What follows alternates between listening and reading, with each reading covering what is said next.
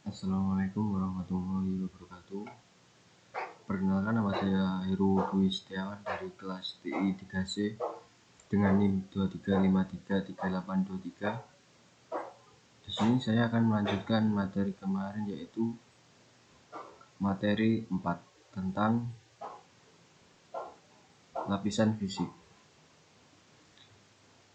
Lapisan fisik kita menjadi beberapa macam, yaitu koneksi fisik, baik saat menghubungkan ke printer lokal di rumah atau situs web di negara lain. Sebuah komunikasi jaringan dapat terjadi. Koneksi fisik ke jaringan lokal harus dibuat. Koneksi fisik dapat berupa koneksi kabel atau koneksi nirkabel menggunakan gelombang radio. Jenis koneksi fisik yang digunakan tergantung pada pengaturan jaringan. Misalnya, di banyak kantor perusahaan, karyawan memiliki komputer desktop dan laptop yang terhubung secara fisik melalui kabel ke saklar bersama. Jenis pengaturan ini adalah jaringan kabel data distransmisi melalui kabel fisik. Selain koneksi kabel, banyak bisnis juga menerapkan koneksi nirkabel untuk laptop, tablet, dan ponsel pintar.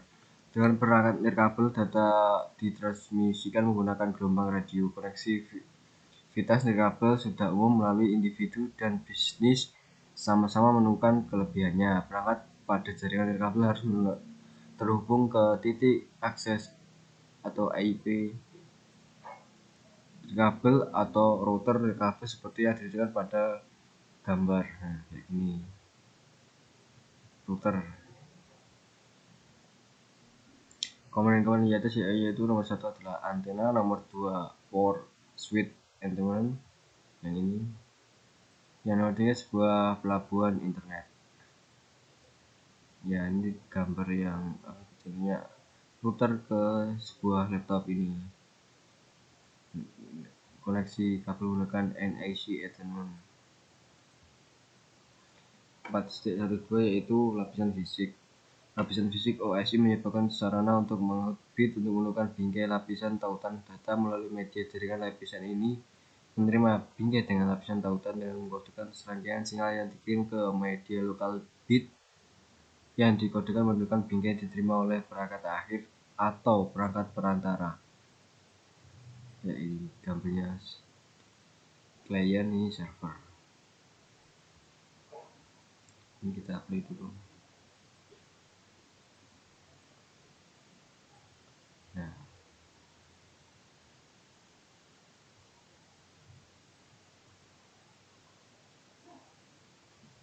Nah, ini sebuah data ya. Kemudian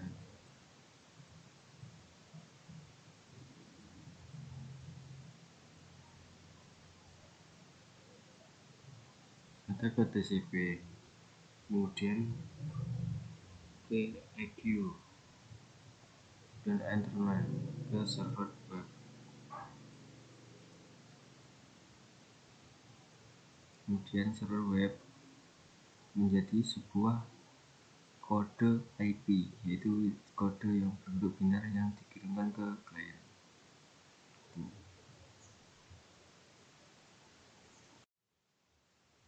Kemudian yaitu pada topik sebelumnya kita memperoleh gambaran umum tingkat tinggi tentang lapisan fisik dan tempatnya dalam jaringan. Topik ini membahas lebih dalam tentang hal spesifik tentang lapisan fisik.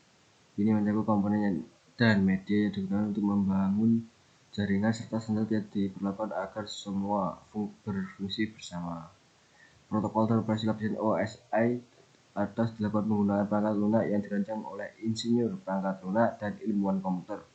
Layanan dan protokol dalam lingkungan TCP atau IP ditetapkan oleh Internet Engineering Task Force atau IETF. Lapisan fisik dari sirkuit elektronik, media, dan konektor yang dikembangkan oleh para insinyur. Oleh karena itu, sudah sepantasnya standar yang mengatur perangkat keras ini ditetapkan oleh organisasi teknik listrik dan komunikasi yang relevan. Ada banyak organisasi internasional dan nasional. Organisasi pemerintah yang mengatur perusahaan swasta yang terlibat dalam menetapkan dan memelihara standar lapisan fisik, misalnya standar perangkat keras media, pengodean, dan personil lapisan fisik yang ditetapkan diatur oleh organisasi standar berikut yang mengatur organisasi nasional dan internasional. Organisasi ISO atau organisasi internasional standarisasi ini ya. Selain itu, seringkali terdapat kelompok standar memasang kabel resonans seperti CSI atau Asosiasi Standar Kanada, Seneleh Komite Eropa untuk standarisasi elektrik, dan GSA atau JIS, Asosiasi Standar Jepang yang bukan seperti lokal kayak gini.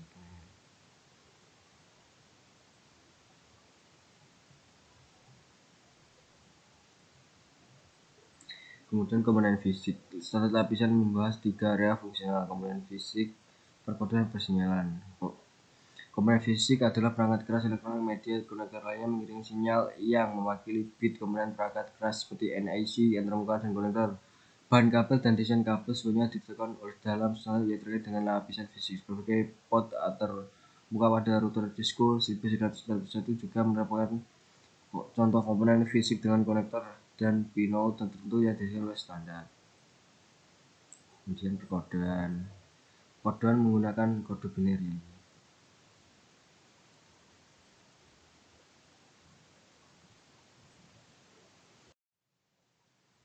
Kemudian yaitu karakteristik kabel tembaga. Kabel tembaga merupakan jenis kabel yang paling umum digunakan dalam jaringan saat ini. Bahkan kabel tembaga bukan hanya satu jenis kabel, ada 3 jenis kabel tembaga yang masing-masing digunakan dalam situasi tertentu. Waktu dan nilai jaringan menggunakan media tembaga karena murah, mudah dipasang, dan memiliki resolusi rendah terhadap arus listrik. Namun media tembaga dibatasi oleh jarak dan gangguan sinyal. Waktu dan nilai tenaga pulsa listrik juga rendah terhadap gangguan dari 2 sumber gangguan elektronik, EMI atau gangguan frekuensi radio RFI. Sinyal EMI dan RFI dapat mengkondisi merusak sinyal data yang dibawa oleh media tembaga. Seperti EF dan RFI mengikuti gelombang radio yang berangkat frekuensi seperti lampu neon atau motor listrik. Gambar berikut menunjukkan bagaimana transisi data dan dipenuhi oleh infrastruktur. Sinyal data murni, kemudian yang kedua sinyal inferensi, yang ketiga sinyal digital dengan interferensi, yang keempat apa yang dibaca komputer.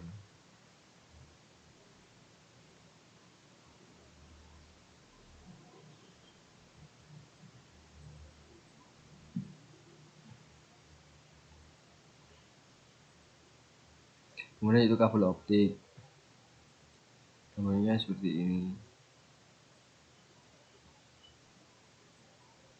Single ini adalah kabel single fiber.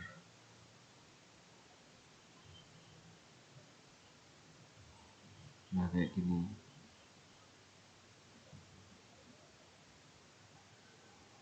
Ini gambar power dari fiber optik.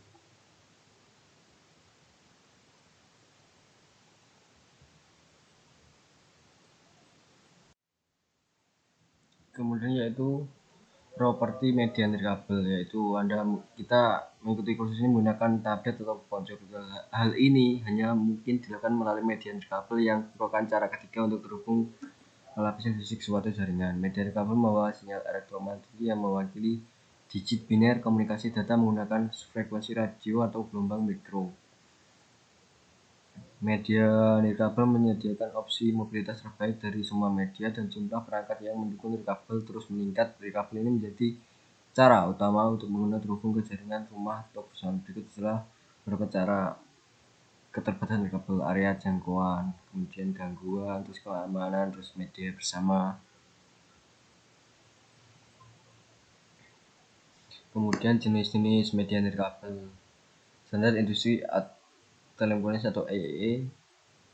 Nah, untuk komunikasi data nirkabel mencakup lapisan tautan data dan lapisan fisik. Dalam standar ini, spesifikasi lapisan fisik ditetapkan ke area yang mencakup berikut: pengkodean data sinyal ke radio, frekuensi data, daya dan transmisi, persyaratan penerimaan dan dekode sinyal, desain dan konstruksi antena.